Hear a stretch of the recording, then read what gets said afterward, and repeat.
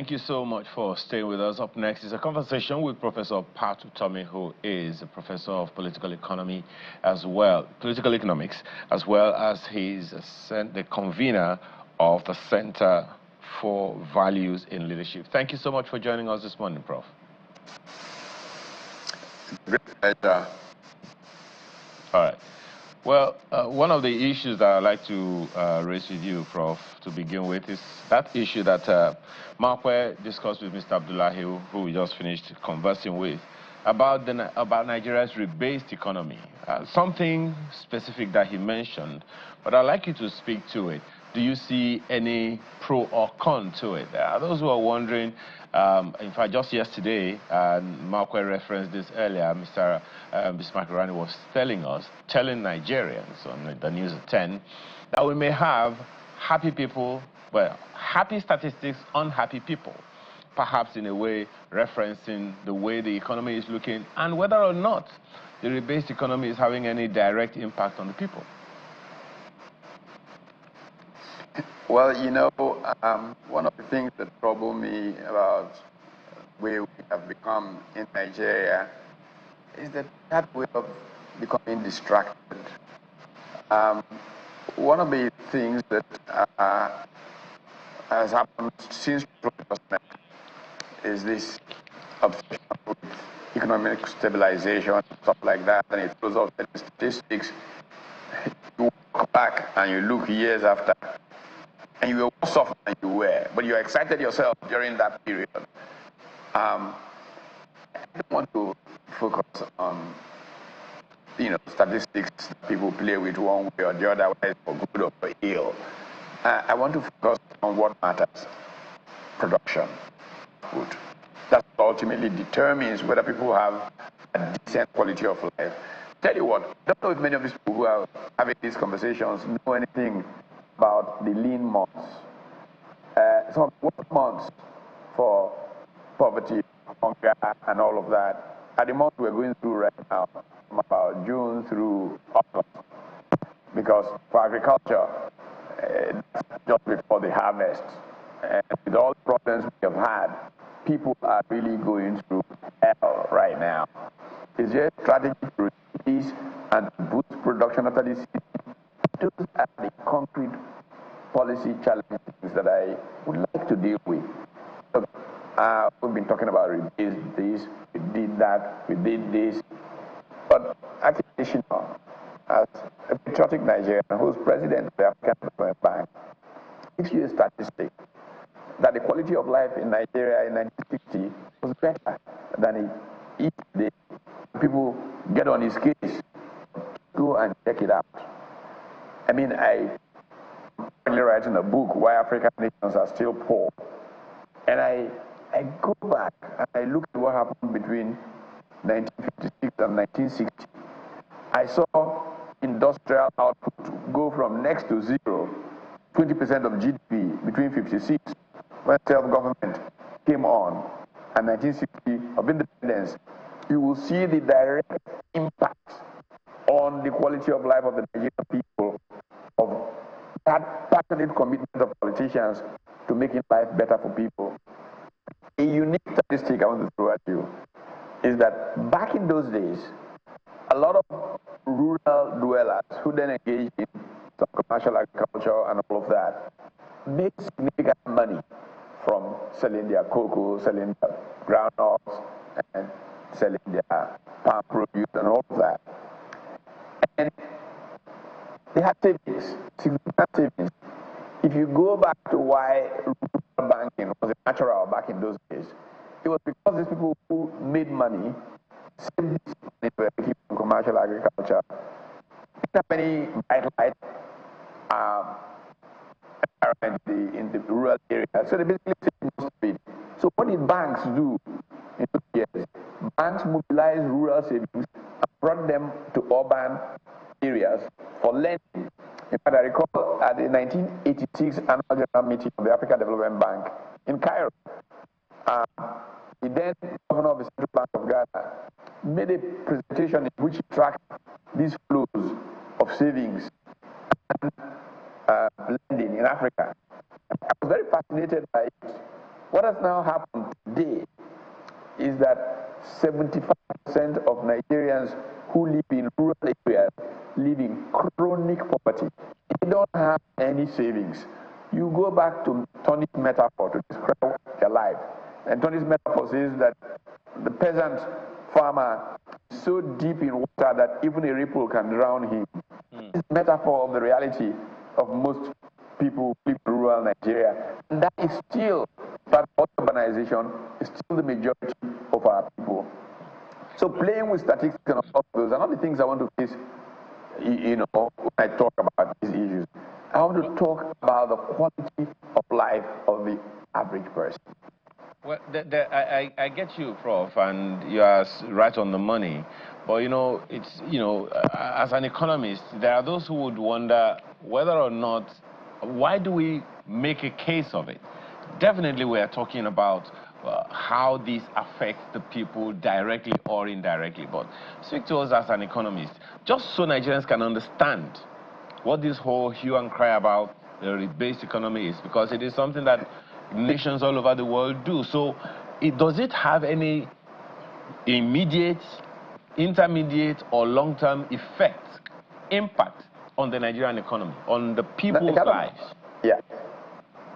The kind of impact that those kinds of statistics have is that it shows a positive trend, and that positive trend gets taken on by lenders, for example.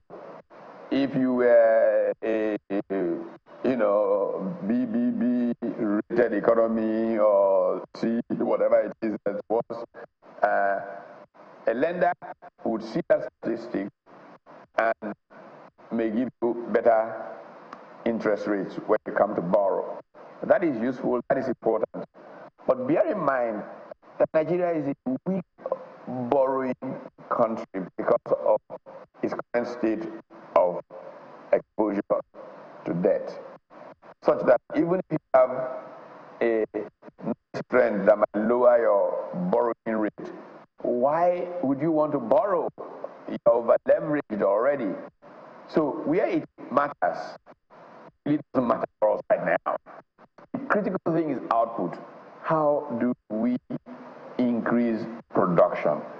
And at the heart of how we increase production is strategy, is education, and education. The competitiveness of nations is significantly built around education. Look, when Deng took power in China in 1978, just don't follow me, go and read. Most of the speeches that Deng made in 1978, including the very powerful one in December 13 at the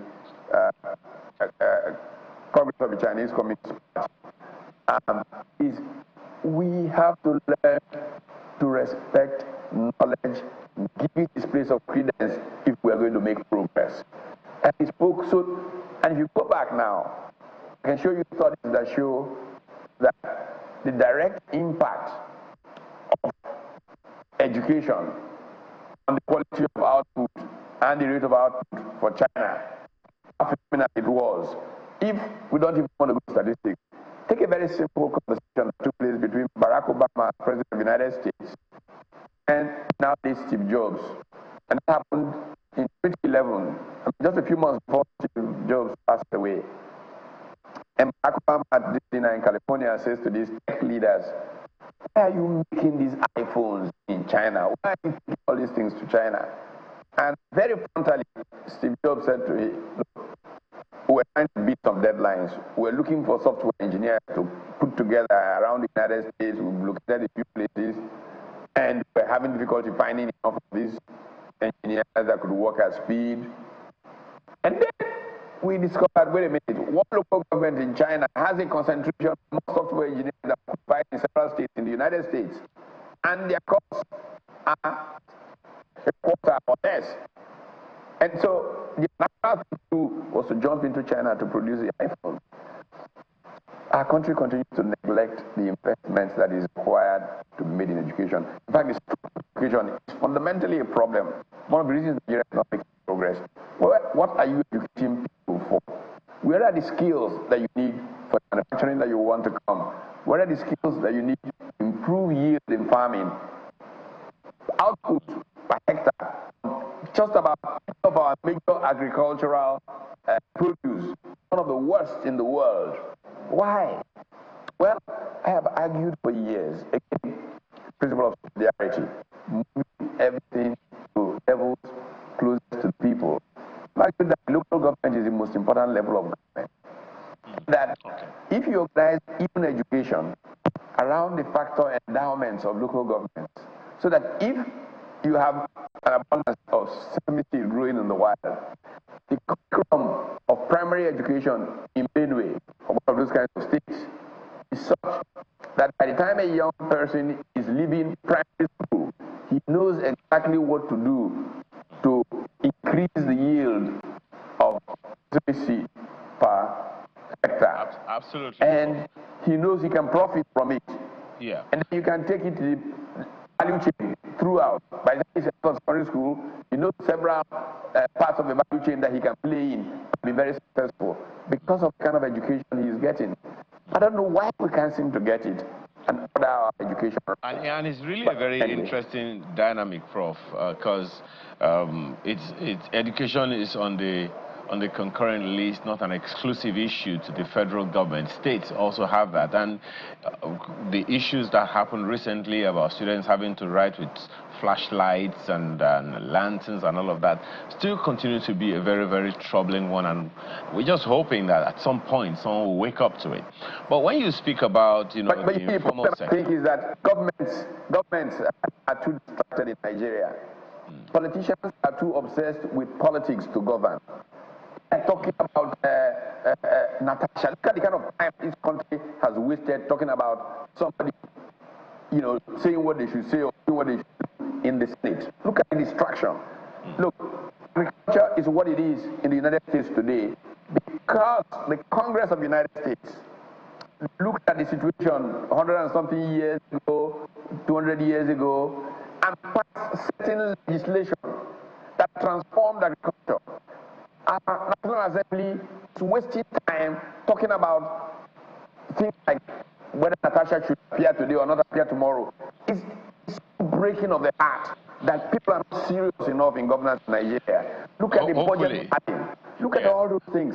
We're coming to some of those issues, Prof, and it is really, very, very heart-rending. I can imagine how it would be for you. But, it's still very, very quick one about the rebased GDP. And I apologize, for going back to it. There are some elements that are added. And one of the things that the NBS told us in that figure is that the informal sector is playing a huge role in that sector, in the rebased GDP. And they also talked about the fact that the adult entertainment sector is also something significant in the rebased economy. And when Mr. Abdullahi was talking about it, he raised an ethical debate that capturing income from illegal activities raises moral and legal questions, as public commentary has pointed out.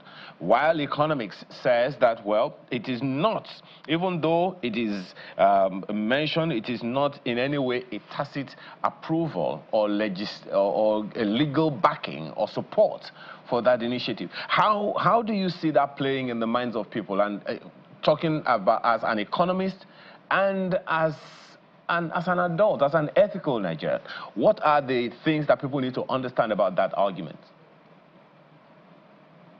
Well, I have to be very honest that I am not fully briefed on this particular ethical question. But see, the thing about ethical issues is that invariably you will not be able to sustain doing the wrong things if those wrong things provide you some output possibilities in the short term. So it is not a wise thing for you to do when you have to have a strategic view of where you are going. But I have no problem with incorporating more the informal sector into the base of the economy. There's a question about the fact that Nigeria has suffered from not doing enough of that because a significant part of our economy is informal. Because tax laws are problematic, because the way we develop entrepreneurship in our country is problematic, and you go back and see how the nations walk through that phase in their history, we are not capturing appropriately output that comes from the formal sector. However, on matters that are ethical, I would say we ought to be careful, because invariably you can't sustain ethical conduct that might increase output. And it kind of raises a question about the contrast of ethical standards and economic activities here. Maybe another time we can discuss that.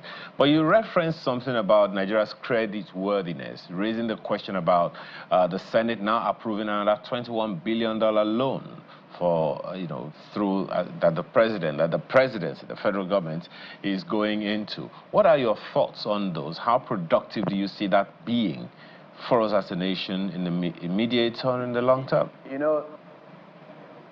There's this caveat that's been often offered to say that loans are not necessarily bad if they are properly applied.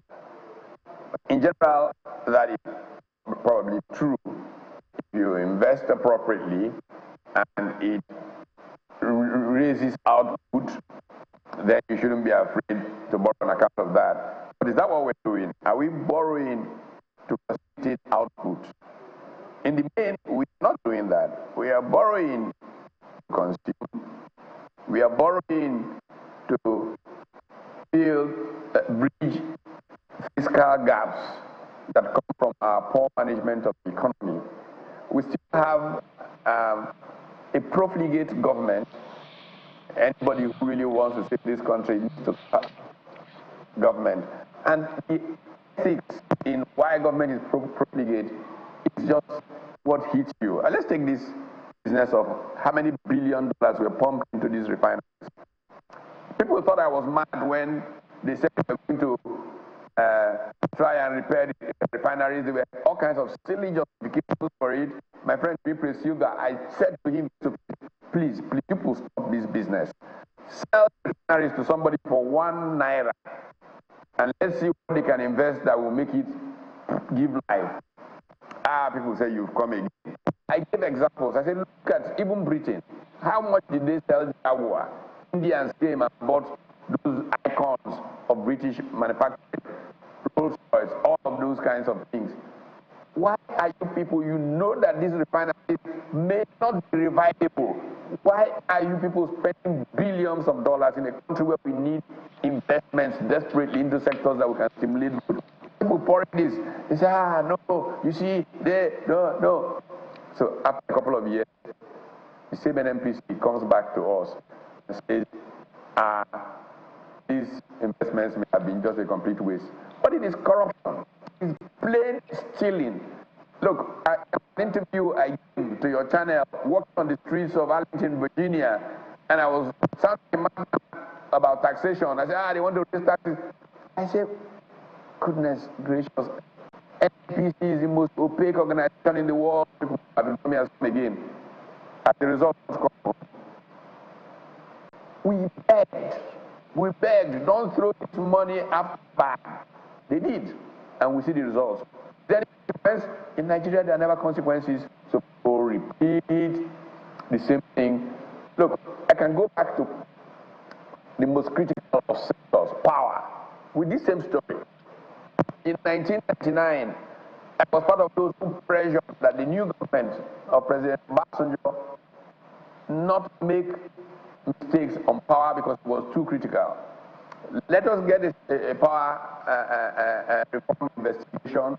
Let us get a new strategy. That strategy said, abandon the power plants that exist. There's no point in investing to revive them. Build these new power plants. Look at Vietnam, what it did. The Enron badge that came to Nigeria came from Vietnam.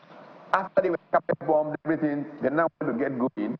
They brought in turbines on barges to provide temporary generation while they began to do new power plants. That's what some of us prayed for in 1999. The Federal Executive Council passed that bill sorry, past whatever it is, strategy. And months later, Chibage leaves power, a new minister comes in, and in the night, they go to the president and give him this proposal to revive the power plants. It gets approved. Billions of naira go to the power plant. Zilch was the accomplishment. How many times will we beg politicians to please stop inflicting pain on the Nigerian people by just being a little rigorous? Sit down. Look, in 2007, I was running for president, and I had an extraordinary encounter in Gombe.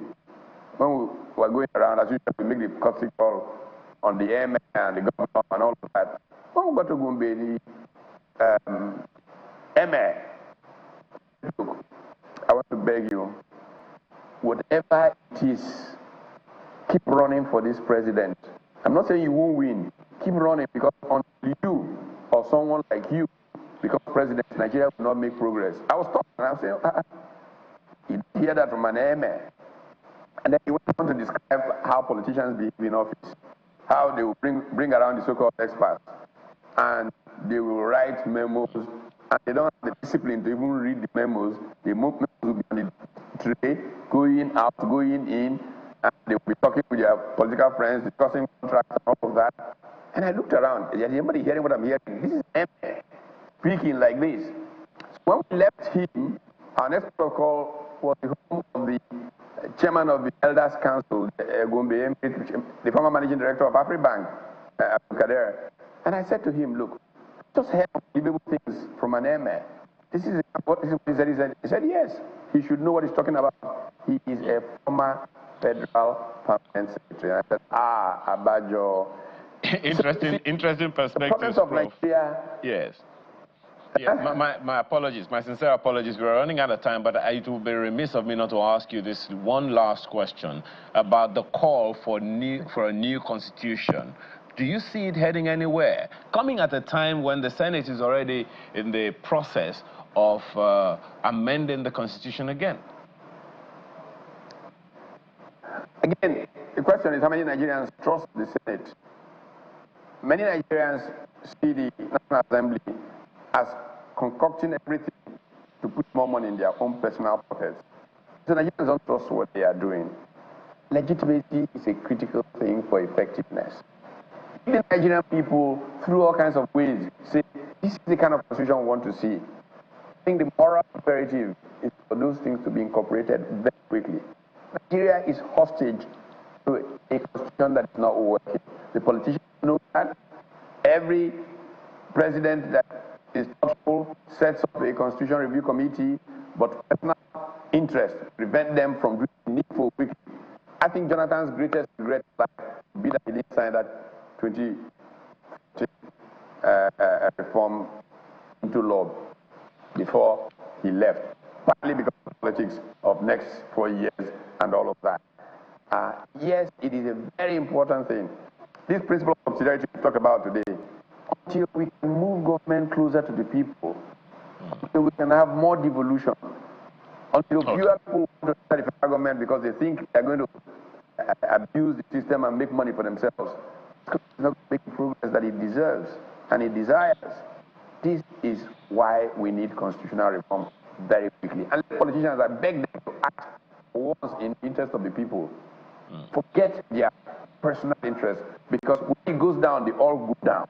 And I assure you, they'll be the first to be object of public. I don't know what to say. There are so many angles to raise that with you, Prof. So many angles to raise that question with you about whether or not we really need the new constitution, or it's the implementation that's going to be a problem. But whole debate on that one. I'm hoping we'll be able to get into that conversation again, Prof, some other time soon. Thank you so much for your time today.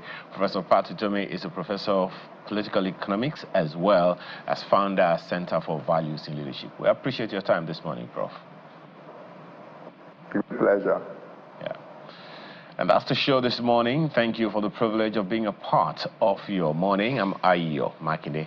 Enjoy the rest of your day. Watching on top of the hour is Business Morning. I'm Maupe Ogunisi. Goodbye.